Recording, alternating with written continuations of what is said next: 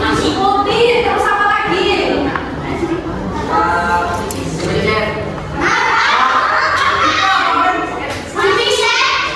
Putih dipencet lalu satu lagi apa?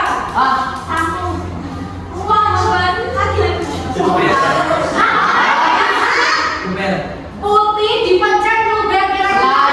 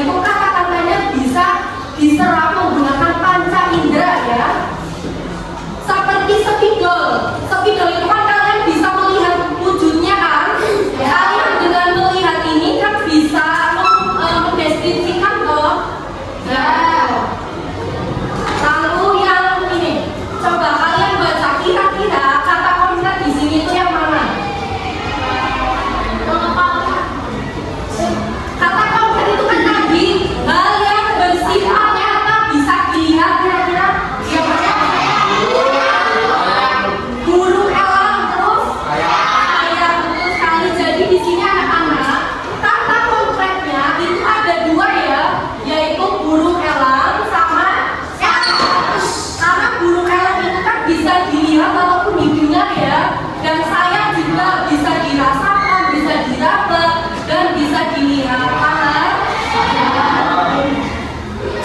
Selanjutnya kata rujukan, namanya berasal dari rujukan. Berarti dia merujuk itu sama aja menunjukkan ya, menunjukkan. Jadi kata rujukan ini bisa digunakan untuk menunjukkan benda ataupun orang ya, dan tempat. Nah, kata rujukan dalam tes deskripsi itu ada 3. Yang pertama, merujuk kepada benda. Merujuk kepada benda itu biasanya menggunakan kata ini, itu, tersebut. Paham? Misalkan spidol ini kalian sebut benda ini. Nah, kalian benda ini itu apa? Spidol. Berarti merujuk ke apa ininya? Spidol. Paham? Nah, kalau rujukan orang itu memakai kata saya, aku, daku, dan lain sebagainya. Paham? Lalu rujukan tempat. Rujukan tempat itu bisa menggunakan kata di sini, di sana, di situ, ke sana. Paham? Kalau ke sana itu kan tentunya harus diikuti nama tempat ya. Nah, itu rujukan tempat. Apakah ada pertanyaan sampai sini? Paham ya? Oke. Coba temukan kata rujukan dalam kalimat ini. Kira-kira yang mana? Saya. Terus apa lagi?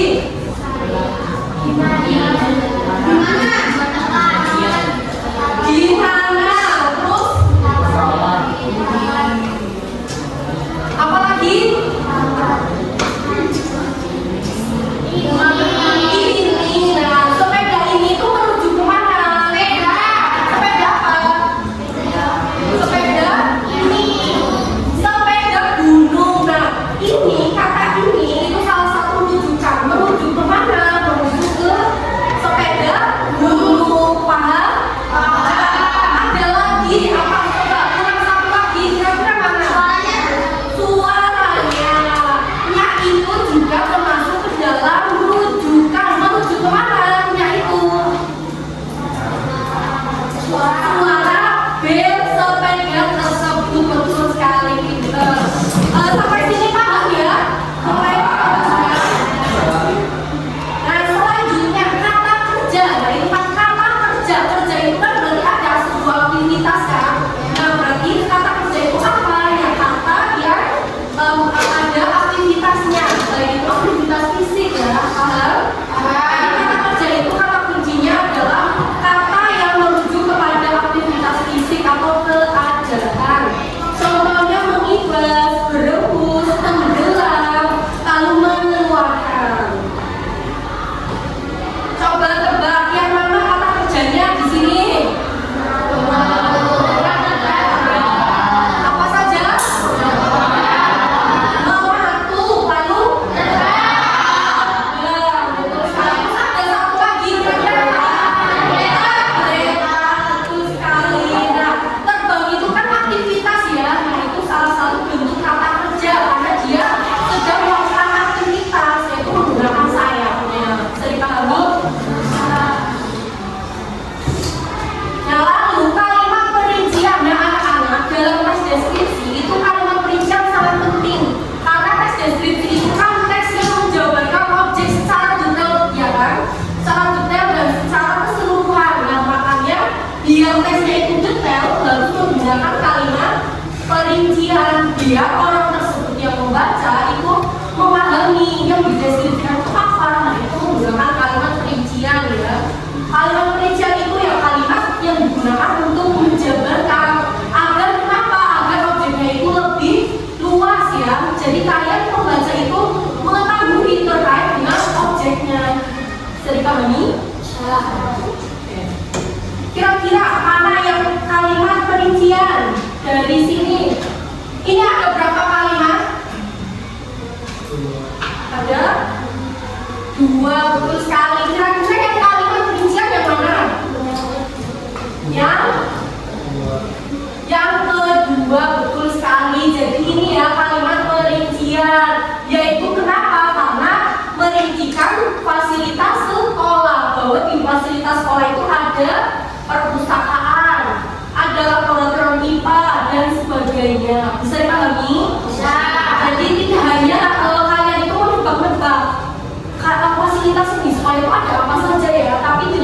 kalimat perincian. Jadi kalian tahu, oh ternyata di sekolah itu ada fasilitas A, B, dan C seperti itu. Paham? Apakah ada pertanyaan? Tidak. Jelas semua? Ya. Oke, kalau jelas, Ibu mau mengajak kalian menjelajah. Nanti penjelajahnya itu secara berkelompok. Jadi kelompoknya itu satu kelompok terdiri dari 4 anggota ya. Nanti hadap-hadapan saja ya, biar untuk memaparkan waktu yang ada. Dan silakan berhadapan-hadapan terlebih dahulu. Silakan berhadapan terlebih dahulu.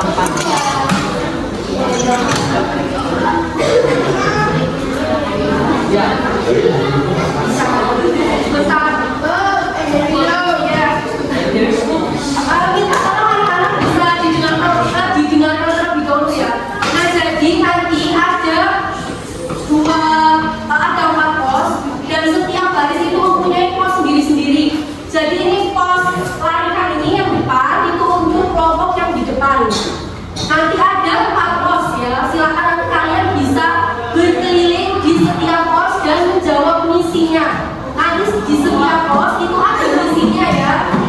Terus nanti di barisan ketiga ini untuk kelompok yang barisan kedua, paham? Jadi nanti kalian berpindah-pindahnya di sini ya, untuk yang barisan belakang dan yang ke depan nanti di sini. Jadi pahami? Untuk yang buat pos silakan benda-bendanya disingkirkan terlebih dahulu.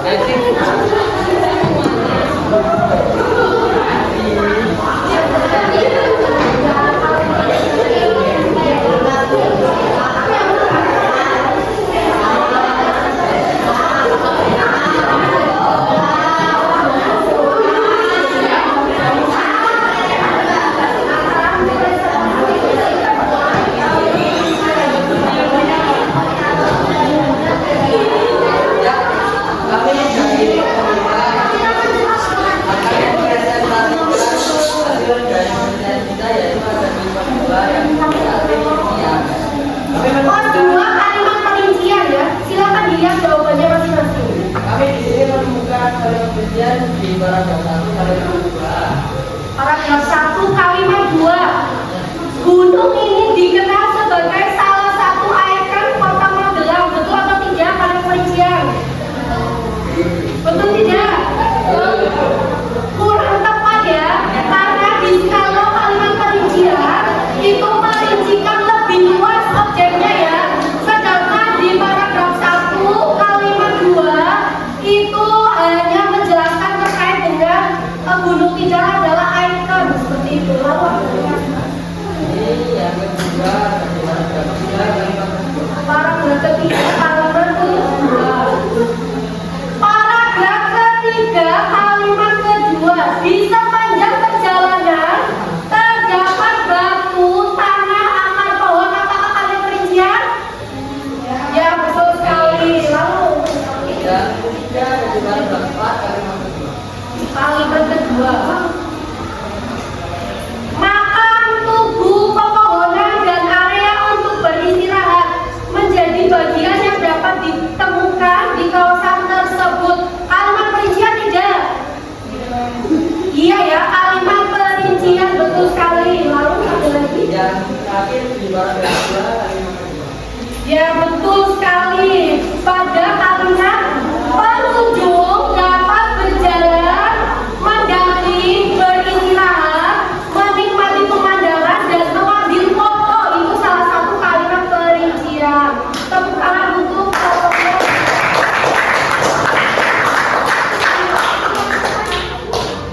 Selanjutnya pos 3 dari kelompoknya Mbak Citra.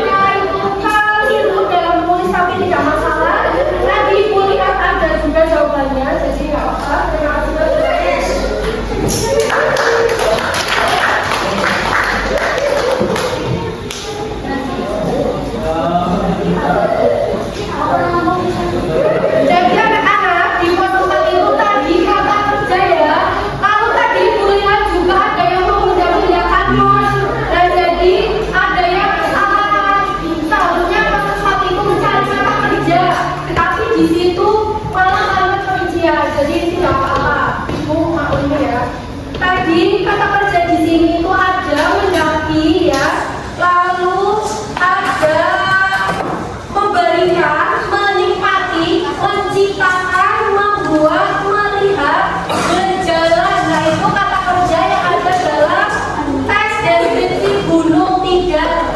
Apakah ada pertanyaan sampai sini anak-anak? Apakah paham? Nah, kira-kira kalau sudah paham, tadi kita belajar apa saja? Teks deskripsi terkait apa? Kata kerja, lalu kata konkret, lalu rincian dan kata rujukan. Kalau kata konkret itu katanya bagaimana? Yang dirasakan, bisa dilihat, ya bisa diraba, yaitu menggunakan panca indera, atau bendanya itu benar-benar nyata ya, itu kata konkret. Lalu kalau kata kerja itu apa? Kata kerja apa? Ingat tidak? Kata yang melakukan aktivitas fisik. Kalau kalimat perincian itu apa? Kalimat yang menjelaskan atau merincikan, betul sekali. Lalu kalau kata rujukan apa mas? Yang di belakang rujukan apa? Kata penunjuk.